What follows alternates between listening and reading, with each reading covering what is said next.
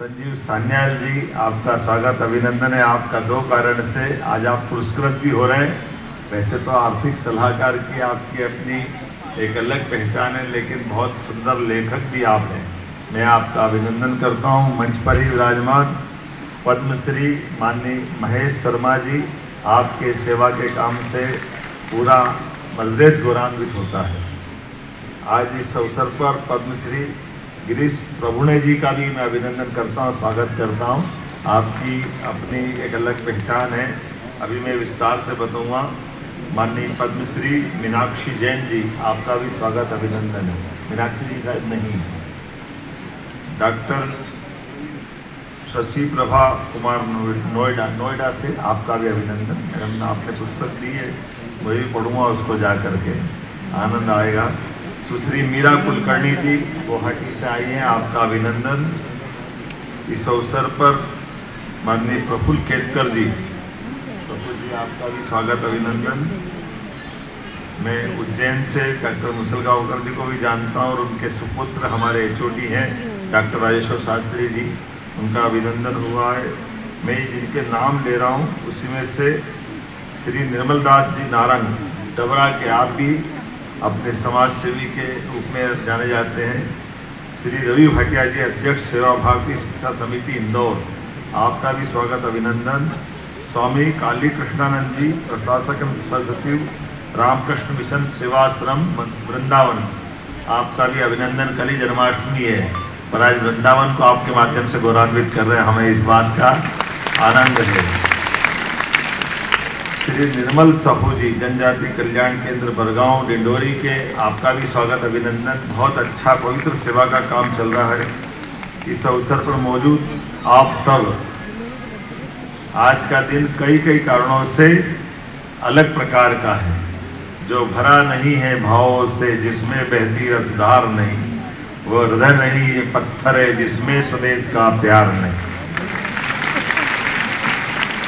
हम जैसे ही बोलते हैं भारत माता की, एकदम रोम रोम से शरीर रोमांचित हो जाता है, आनंद का प्रवाह कई गुना प्रारंभ हो जाता है। और ये परमात्मा की दया है। जिस देश में हमने जन्म लिया, उस देश के लिए दुनिया उसको सदैव बड़े आदर के साथ देखती है। हमारे देश की सनातन संस्कृति की एक विशेषता, हर काल हर युग में हर समय दुनिया के लिए हर उलझे सुलझे प्रश्नों के समीचीन रूप से उत्तर देती आई। जब कहीं कोई दुनिया को इस बात की आवश्यकता लगी कि इसके आगे भी कुछ हो सकता है, तो वो सदैव भारत की तरफ देखता रहा और भारत ने सदैव उसको उत्तर देने का प्रयास किया है। हमें इस बात का फक्र भी है, आनंद भी है और गर्व और गौरव भी। बदलते दौर में यशस्वी प्रधानमंत्री के नेतृत्व में जिस प्रकार का समय चल रहा है, हमारे लिए तो और आनंद की बात है। अभी हमने सबने सिंदूर का पराक्रम देखा है, ऑपरेशन सिंदूर के माध्यम से सेना के सामर्थ्य को देखा है। क्योंकि स्वतंत्रता की बात होगी तो स्वतंत्रता की बात में सिंदूर कैसे छूट सकता है, और सिंदूर भी पत्थरों के बीच जाके लगाया, हमको और आनंद आया। बॉर्डर के बाहर जाकर के सिंदूर कहाँ लगना चाहिए, पत्थरों पे सिंदूर बनते ही हमको मालूम है हमारी अपनी धारा कहाँ से कहाँ प्रज्वलित हो जाती है। लेकिन एक और दौर से हम गुजर रहे हैं। एक तरफ दुनिया की वैश्विक उथल पुथल में अलग अलग प्रकार से हम सारी घटनाओं को भी देख रहे हैं, दूसरी तरफ भारत की अपनी प्रगति यशस्वी प्रधानमंत्री के नेतृत्व में तमाम चुनौतियों के बीच कितने अपने प्रकार से 11 साल का समय लगभग 47 से अभी तक के समय में निकालो तो ऐसा लगता है कि माननीय स्वर्गीय अटल बिहारी वाजपेयी जी का थोड़ा सा समय छोड़े, उनकी अपने उस दरमियान पहली बार गांवों के अंदर प्रधानमंत्री सड़क दे करके जो अटल जी ने 24 दलों की सरकार चलाने का भी पराक्रम दिखाया, लेकिन आवश्यकता पड़ी तो परमाणु बम फोड़कर भी भारत का मान सम्मान बढ़ाया, गौरव दिलाया। वो दौर भी हम याद रखें, लेकिन लोकतंत्र का मान बढ़ाया। आज इस अवसर पर मुझे लगता है ये बोलना जरूरी हो गया कि कहाँ लोकतंत्र के लिए अटल जी जैसे महापुरुष जिनने अपने जीवन काल का 50 साल अपोजिशन के लिए बिताया। अटल जी में सभी प्रकार की प्रतिभा थी। इस बात की कमी थी अटल जी की, पूरा जीवन राष्ट्र समर्पित, लेकिन लोकतंत्र के उतने ही बड़े पूजक पुजारी, जिसके कारण से एक एक कदम उनने सदैव लोकतंत्र को गौरवान्वित करने वाला रखा। इसलिए अपोजिशन में भी रहे तो शेर की तरह दहाड़ते रहे और लोकतंत्र को गौरवान्वित करते रहे। और आवश्यकता पड़ी इस लोकतंत्र को, भारत माता को, तो भले ही कांग्रेस की सरकार ने उनको दूत बना के भेजा, लेकिन जहां गए वो अपोजिशन की बात एक तरफ रख के भारत माता की जय जयकार करते उन्होंने भारत का मान सम्मान बढ़ाया, लोकतंत्र को गौरवान्वित करने का मौका दिया। और ऐसे ही हमारे यशस्वी प्रधानमंत्री सच्चे अर्थों में लोकतंत्र का अर्थ क्या है?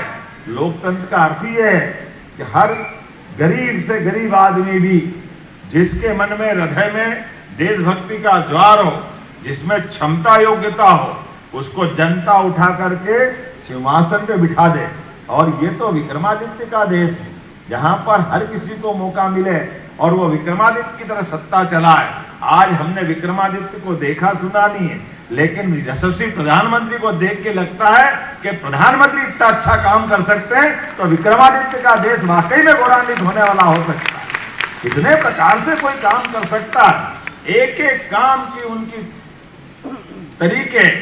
जब देश के वैज्ञानिक चंद्रयान, गगनयान की तरफ कदम बढ़ाते और किसी कारण से असफल हो जाते, पूरा देश सन्न रह जाता है। लेकिन ऐसे माहौल में भी वैज्ञानिकों की हिम्मत बढ़ाना, कोई बढ़ा सकता है तो देश के प्रधानमंत्री बढ़ा सकते हैं। वो जा करके अपने वैज्ञानिक को गले लगाते हैं और कहते हैं कोई बात नहीं, आज असफल हुए कल फिर सफल होना। और उस बात के दौर हम सब कहानी देखते हैं। और एक तरफ जब वो वैज्ञानिकों को गले लगा करके हौसला अफजाई करते, दूसरी तरफ हमारे सारे माहौल में जो अनुपयोगी कानून है उसको बदलते हैं। जहां आवश्यकता पड़ती कि बार बार आतंक की जननी धारा 370 धारा है, ऐसे में उस कलंक की धारा को मिटाने का साहस भी यशस्वी प्रधानमंत्री के माध्यम से होता है। हमें इस बात का भी फक्र है, जोरदार अभिनंदन करें। धारा 370 के कारण से जाने अनजाने आजादी के बाद जो गलती लोकसभा के माध्यम से हुई, कानून बना करके हुई, उसके परिणाम क्या हुए? उसके परिणाम हुए, अब तो हमने दोनों चीज देखी है। वो एक धारा जब मजाक बनाकर कहा कि एक धारा है और टेम्परेरी है, इसका कोई स्थायी नहीं है, बड़े बेशर्मी से जवाब दिया गया था कि कोई फर्क नहीं पड़ता है, कुछ दिन की बात है, सब भूल जाएंगे।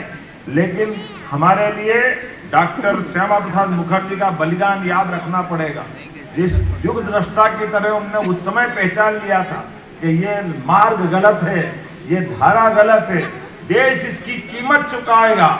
और हमने सबने ये पीढ़ी वो सामने जिनकी आंखों के सामने जम्मू कश्मीर के तो अंदर आतंक का तांडव आ गया, जहां के खुद जम्मू कश्मीर के अपने कश्मीरी पंडित जिनकी पीढ़ियों से वो रहते थे, लेकिन उनके सहित 40,000 निरपराध लोगों के, चाहे सेना के जवान हो, अधिकारी हो, व्यापारी हो, किसान हो, हर वर्ग के व्यक्ति और माता बहनों के साथ तो जो हुआ है उसको माइक पे बता भी नहीं सकते। लेकिन जितनी बेशर्मी के साथ इस बात को भूल करके सरकार चलाने की गलती तत्कालीन सत्ताओं ने की है, उसकी कीमत देश ने चुकाई है। और एक धारा 370 हटने के बाद एक नरेंद्र मोदी सरकार संभालता है तो देश भर से आतंकवादी घटना खत्म हो जाती है। ये दौर भी हम देख रहे हैं, इसलिए आजादी का पर्व आज और कई गुना ज्यादा अपने को अलग प्रकार की ऊर्जा दे रहा है, उसका एहसास हमको करा रहा है। अब गया जमाना कि दिल्ली बंबई में कोई बम फोड़ ले, हमने सबने अपनी आंखों के सामने देखा है। दुनिया के 3 ही देश ऐसे हैं जो देश के अंदर भी और देश के बाहर भी अपने दुश्मनों से निपटना जानते हैं। पहले इजराइल को लेकर के हमको लगता था कि क्या देश है, बाद में अमेरिका ने भी पाकिस्तान में आकर लादेन की जो बैंड बजाई थी वो हमने सबने देखी थी। लेकिन आज अब हम अमेरिका की बात नहीं कर रहे हैं, इजराइल की बात नहीं कर रहे हैं, अब हम बात कर रहे हैं ऑपरेशन सिंदूर की। जोरदार अभिनंदन करो। अभी तक रोज प्रमाण आते रहते हमारे सेना के अधिकारियों के माध्यम से कहां कहां मारा, कैसे कैसे मारा। जिसने मार खाई वो आज तक रो ही रहा है और हमारा देश आगे बढ़ता जा रहा है। ये है आनंद आजादी के पर्व का। इसीलिए तिरंगा यात्रा निकल रही है। तिरंगा क्यों नहीं निकलना चाहिए? जितने प्रकार से तिरंगा यात्रा निकल रही है, तिरंगे के माध्यम से हम बीते कई कारण से अपने उस गुलामी के काल के लिए, केवल अंग्रेज नहीं, अंग्रेज के आगे भी बहुत सारे रेल के डब्बे जोड़ते जाओ तो पृथ्वीराज सिंह चौहान तक कहानी जाती है। लेकिन देशभक्तों की भी लंबी श्रृंखला है, हमारे प्रदेश से भी है। घंटिया मामा, ख्वाजा नायक, भीमा नायक, शंकर शाह, रघुनाथ शाह, राजा भभूत सिंह और केवल पुरुष ने, महिलाओं में भी रानियां, रानी दुर्गावती, हमारी रानी अवंती बाई, झलकारी बाई, एक से बढ़कर एक नाम, जिनने आजादी के लिए जंगल में भी रणचंडी बन करके अंग्रेजों के छक्के छुड़ाती रही। और काल के प्रवाह में वो लंबी धारा है जो देश के अंदर देखो तो झाबुआ जैसे छोटे से जिले से भी चंद्रशेखर आजाद अपनी मूछ पे ताव देते हुए, अंग्रेजों की गोलियों के बीच आजादी का जश्न मनाते हुए शरीर छोड़ते हैं कि हाँ, आजाद रहने का संकल्प लिया है, अंग्रेज की गोली से मुकाबला करते हुए आजाद ही रहूंगा और आजाद ही अपना शरीर छोड़ूंगा, लेकिन भूल से किसी भी अंग्रेज के हाथ में नहीं आऊंगा। ऐसे कई कारण से जब हम आजादी का जश्न मना रहे हैं, लेकिन आजादी अधूरी है अगर हम प्रतिभाओं को प्रोत्साहन नहीं देंगे, अगर व्यवस्थाओं का सम्मान नहीं करेंगे। एक पक्ष उसका है आजादी का, लेकिन दूसरा पक्ष है सुव्यवस्थाओं का। और सुव्यवस्थाओं की बात कर रहे हैं तो कितना आश्चर्य लगता है जब मैं एक तरफ अटल जी की बात करते करते आजादी के साथ, आजादी के बाद इस देश के अंदर पक्ष का व्यक्ति कैसा होना चाहिए, प्रतिपक्ष का व्यक्ति कैसा होना चाहिए, इतने उच्चतम मापदंड जिनने रख दिए। नेता प्रतिपक्ष कैसा होता है, कितने प्रकार से, अगर वो बांग्लादेश का युद्ध होता है तो अब वो तत्कालीन प्रधानमंत्री को रणचंडी करके उनके गुणगान करता है। बांग्लादेश के समय, बांग्लादेश के युद्ध के समय हमारे अटल बिहारी वाजपेयी जी ने और पूरे प्रतिपक्ष ने जो भारत का गुणगान किया कि दुनिया के अंदर भारत की मान बढ़ा, सम्मान बढ़ा। और आपातकाल जैसे खराब समय में भी लोकतंत्र की लड़ाई लड़ते लड़ते 19 माह अपने को जेल में बंद होने के बाद भी किसी भी लोकतंत्र के बनने वाले प्रमुख पिलरों पे कभी उंगली नहीं उठाई। सत्ता से लड़ाई लड़ ली, लेकिन सत्ता के साथ उन व्यवस्थाओं की लड़ाई भी लड़ी कि हाँ, लोकतंत्र में प्रेस की आजादी होना चाहिए, हाँ, लोकतंत्र में कोर्ट की आजादी होना चाहिए, लोकतंत्र में न्यायालय का भी अपना महत्व है, लेकिन इलेक्शन कमीशन का भी अपना महत्व है। कितना उल्टा दौर आ गया, आज कैसा समय आ गया। भैया खुद हार गए चुनाव में, उनकी पार्टी हार गई और हारने का ठीकरा फोड़ते हुए वो इलेक्शन कमीशन को गाली बक रहे हैं। भूल जाते हैं कि दुनिया का सबसे बड़ा लोकतंत्र अगर जीवित है तो वो चुनाव आयोग के कारण से है। हमें इस बात का गर्व है, चुनाव आयोग हमेशा अपनी सारी परीक्षाओं पे खरा उतरता आ रहा है। वो चुनाव आयोग नहीं, सुप्रीम कोर्ट, हाई कोर्ट, एक बार नहीं, 2 बार नहीं, कितनी प्रकार से हाई कोर्ट लताड़ लगाते हैं, लेकिन इतनी मोटी चमड़ी के फर्क ही नहीं पड़ता। पता नहीं कहाँ चोर चोरी से चक्कर पकड़ लिया। जब तो तब चोर, जब चौकीदार के बारे में शब्द बोला था तो सुप्रीम कोर्ट ने दंडित किया। अभी तो हद ही कर दी। कांग्रेस पार्टी ने विभाजन की विभीषिका पे बात नहीं करना चाहिए, इस बात को लेकर सुप्रीम कोर्ट गए। अब ये कोई बात हो सकती है क्या? ये तो ध्रुव सत्य है। हाँ, 14 अगस्त 1947 को देश का बंटवारा हुआ और ये भी बात सही है कि देश के बंटवारे के समय सत्तारूढ़ पार्टी कौन थी, तो कांग्रेस पार्टी थी। इस बात में कोई गुरेज नहीं। तो जब भी विभाजन की बात आएगी, देश के बंटवारे की बात आएगी, तो जो सत्ताधीश होगा उसके खाते में तो बात आएगी, इसके बाहर कैसे जाएगी। लेकिन दुर्भाग्य के साथ कहना पड़ेगा, जब कभी ऐसी बात करो तो बच के दाएं बाएं भाग के निकलने लगते हैं। लेकिन कोई बात नहीं, सारा लोकतंत्र देख रहा, सारी जनता देख रही। यही कारण है कि एक तरफ ये रोने वाले लोग और एक तरफ 56 इंच और उनकी विश्व स्तरीय पार्टी के लोग, जो विश्व की सबसे बड़ी पार्टी है, एक के बाद एक विजय पताका फहराते हुए सुशासन के लिए जो बन सकता वो सब कर रहे हैं।